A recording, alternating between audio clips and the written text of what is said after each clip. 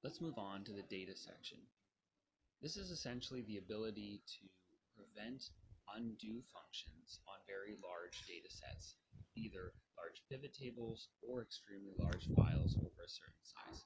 The reason being is that undoing an action can cause the file to crash easily if it's extremely large. That's really the main thing you would ever want to change on data. Let's look at proofing.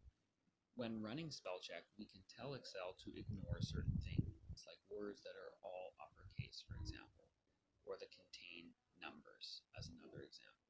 So you can play with this if you need to make any custom changes. You can also set the dictionary language. In our case, we've set it to English United States, but you can choose whatever you want that to be.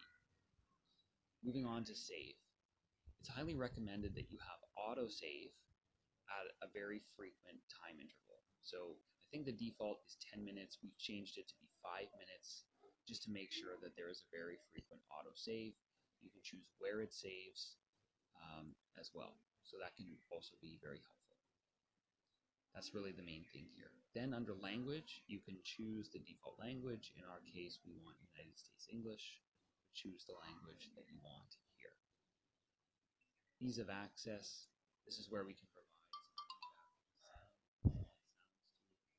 occur in your model, and you can change the default display option here for the font size.